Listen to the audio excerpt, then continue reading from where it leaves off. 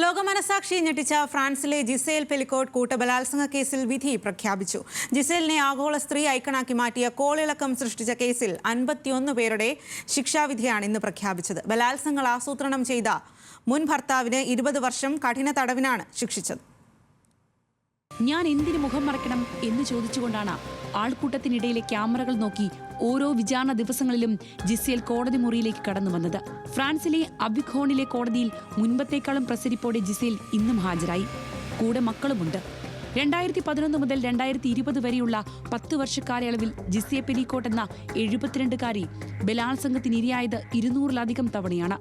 ഈ കേസിലാണ് കോടതി ഇന്ന് വിധി പ്രസ്താവിച്ചത്. മുൻ ഭർത്താവ് ഡൊമിനിക് പെലിക്കോട്ട് അടക്കം 51 പേരും കുറ്റക്കാർ.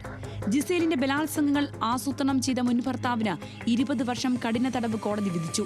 കൂട്ടുപ്രതികളിൽ ഒരാളായ ജീൻ പിയറി മരേച്ചിലിനു 12 വർഷമാണ് തടവ്. ജിസേലിനെ കൂടാതെ സ്വന്തം ഭാര്യയെ ബലാത്സംഗം ചെയ്തതിനടക്കമാണ് ജിനീനിന് ശിക്ഷ. ബാക്കി 49 പ്രതികൾക്ക് 5 വർഷം മുതൽ 15 വർഷം വരെയാണ് തടവ്. പ്രതികൾക്ക് അപ്പീൽ നൽകാൻ 10 ദിവസം സമയം അനുവദിച്ചു.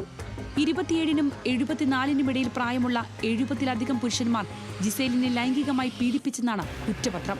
ഉറക്ക ഗുളികകളും മറ്റു മയക്കുമരുന്നുകളും നൽകി ജിസേലിനെ മയക്കി കിടത്തിയ മുൻ ഭർത്താവ് ലൈംഗികാതിക്രമം നടത്താൻ അപരിചിതരെ ഓൺലൈൻ വഴി ക്ഷണിക്കുകയായിരുന്നു. 2020-ൽ മറ്റൊരു ലൈംഗിക അതിക്രമ ശ്രമത്തിനിടെ അറസ്റ്റിലായ ഡൊമിനിക് പെലിക്കോട്ടിന്റെ ഫോൺ പരിശോധിച്ച പോലീസാണ് ബലാത്സംഗ ദൃശ്യങ്ങൾ കണ്ടെടുത്തത്. അതോടെ ഒരു ദശാബ്ദക്കാലത്തോളം ജിസേലിനെതിരെ നടന്ന അതിക്രമങ്ങൾ പുറം ലോകമറിഞ്ഞു. കേസിൽ ചിലർ കുറ്റസമ്മതം നടത്തി. ചിലർ ജിസേലിന്റെ സമ്മതമില്ലാതെയാണ് ലൈംഗിക ബന്ധമെന്ന് അറിഞ്ഞില്ലെന്ന് വാദിച്ചു. ചിലർ ബലാത്സംഗത്തിന് ഭർത്താവിന്റെ സമ്മതമുണ്ടായിരുന്നു എന്നും അതുകൊണ്ട് ഇതൊരു കുറ്റകൃത്യമല്ല എന്നും വാദിച്ചു.